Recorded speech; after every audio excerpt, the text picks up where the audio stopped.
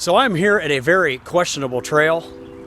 It's not on Gaia, it's not on all trails, but it is on the hiking project, and it has very mixed reviews.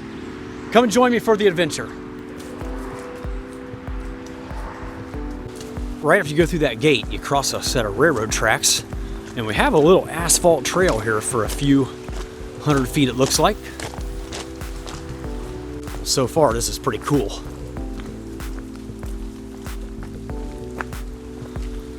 So there's the trail, the Buckhorn Trail.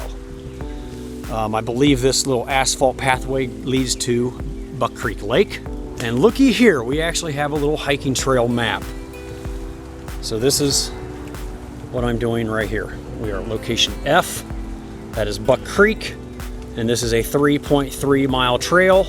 So it has very mixed reviews. There's one bridge missing, there's one bridge broken. It's not well maintained, very overgrown, lots of spider webs. What am I getting myself into? One thing's for sure, it is going to be a soupy mess out here. You can hear the squishing underneath my feet. Here's my first puddle of water to navigate around. It just downpoured while I was waiting in the truck, trying to decide whether to do this trail. And I thought to myself, you know what, heck, I'm here. I might as well check it out. Whenever I have to travel somewhere for some sort of business, or whatever it may be, I like to seek out the local trails and hit at least one of them before I head back home. So that is exactly why I'm here on the Buckhorn Trail in Springfield today. I didn't want to go back to Yellow Springs and get on the Bryan, Clifton Gorge, Glenn Helen trails because I've done them so many times. There's always a ton of people out on them, maybe not so much in the middle of the week, but as this is a Thursday. So I started looking around Springfield, and sure enough, there's a couple trails around Buck Creek Lake, and the Buckhorn Trail was one of them that caught my eye.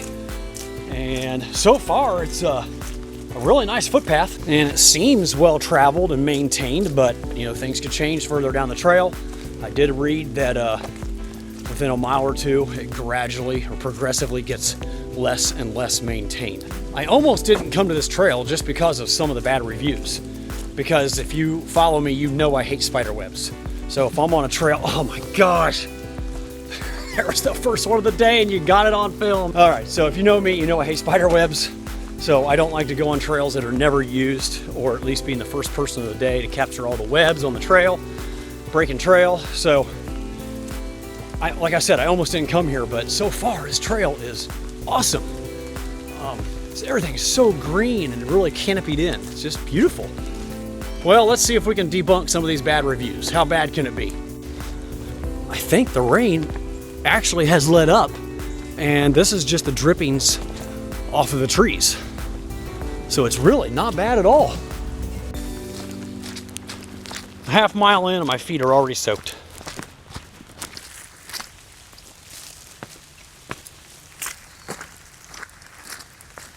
Oh, another big spider web. Oh my gosh. At least there wasn't a spider in it. You know, there's actually something enjoyable about hiking in the rain and the mud. You know, it's always a little hard to get started, but once you're wet and muddy and you know you're stuck in it, it's actually kind of enjoyable to me, as long as it's not a torrential downpour. So the Buckhorn Trail is a 3.3 mile one way, so it's an out and back, so it'll be 6.6 for me because I want to do the whole thing today. Lightly trafficked, moderate in difficulty, probably more like easy. Unfortunately, it's maybe a quarter mile to my right is State Route 4, so I can hear traffic the entire time. And on my left, a quarter mile that way, is the Buck Creek Lake, also known as Clarence J. Brown Reservoir. And pretty nice sized body of water. And it also has Buck Creek State Park campground on the other side of the reservoir. Pretty nice option for the Springfield area. There must be more trail runners out here running on this trail than what the hiking project mentioned. So time will tell. The first mile looks good. Hopefully it stays that way. Well, I'm about a third of the way through this trail, and I'm thinking the reviews I read were old, because this trail is very well maintained. I mean, look at this. The only issue I've had so far is having to duck under things like this. Low-lying branches across the entire trail, but that could be just because of the heavy rain load on the leaves right now, sagging them down on the trail.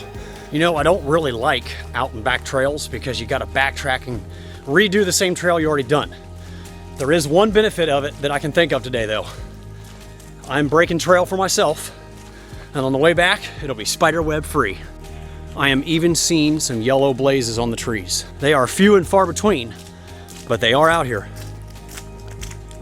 One thing I failed to mention is that I did read that there's a couple spots along this trail off to the left that will take me out and give me a view of the lake, the reservoir.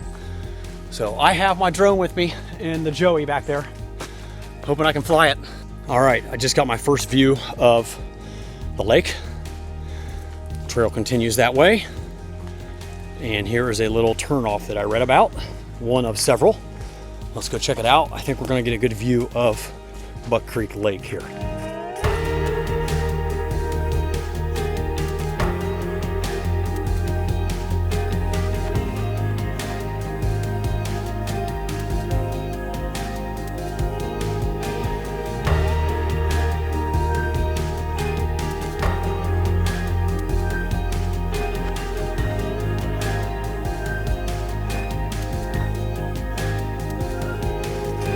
Obviously, you can see here that the trail has been mowed. No horses have been on this trail. I can't tell if mountain bikes have or whether they're allowed or not. Today is June 3rd, and very rarely am I out on the trail much during June, July, and August. Mainly because I'm so busy on the farm and I can't get away for anything more than a day hike or maybe a kayak camping trip here and there. But I don't like dealing with the heat and humidity, spider webs, and things like that. But today it's high 60s, a little humid, but I'm really enjoying this. No bugs out, just a few webs here and there. So I have seen a few of these signs as of late. We are in a state nature preserve, but just a half mile back I saw state hunting grounds signs. So we must have just left that and entered the nature preserve. It just dawned on me that there are no locusts out. Maybe they don't come out after the rain, I don't know. I have not heard one darn locust or seen one. I just ran through one of the most horrific spider webs ever in my life. Maybe not size-wise, but the spider went in my mouth. Whatever debris was in the web entered my mouth. Oh, sick. What the heck is this, guys? It's like 3 pieces of telephone pole put together for hanging something. I don't know. I mean, what could this be? Is this where Bigfoot hangs his game and skins it out? Just popped off the trail right here. I'm 3.33 miles in, and there's the sign for the Buckhorn Trail. However, it continues on across the road. And here's the answer to my question earlier about not knowing if bicycles were allowed. No bicycles. I would love to continue on, but I'm gonna run out of time today. I don't know how much longer this goes. So I just looked on the hiking project, and even though this is the end of the Buckhorn Trail, about another half mile or so is Prairie View Recreation Area parking lot. So I'm gonna go ahead and finish off this trail and check out this parking area. Another fairly new bridge crossing, creek crossing. Officially at the end of the Buckhorn Trail. It says it's 3.3 miles. I came up with 3.68 on Strava. I bet it's a little less on Gaia. 3.47 on Gaia. Have a pretty cool sign here, the Buckhorn Trail. Unfortunately, you can't use this parking area for some reason. Looks like a little parking area there and a picnic table behind the locked gate. So, according to the hiking project, this is the Prairie View parking area. Man, I'm kind of bummed that this is closed because I would love to drive my truck down here and see what this is. I see another sign down there. I think there's some kind of recreation area or park down there. I don't understand why it's closed. I'll have to look into this. Well, I'm gonna call this about a 3.5 mile trail. I don't know what went to the left where I started. That direction, it's gonna remain a mystery. I don't know. I'm not gonna have time to go check that out today. But I ended up with 3.5 miles. I'm about a half mile into my return hike back to my vehicle. And if I was to rate this trail out of 5 stars, I think I'd have to give it at least a 3.5. I mean, I'm pretty happy with it. It's a great trail. I think what knocks it for me, that keeps it from being a 4 or a 4.5, is that it's not a loop. I prefer loops, so you don't have to go out and back and repeat the same trail twice. You would either have to stage a vehicle here, or hike the same trail twice, or have a friend pick you up. So that's a big knock in my book.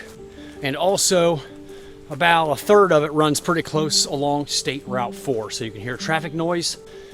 The woods is pretty much like any woods in Ohio. There's nothing really special about it.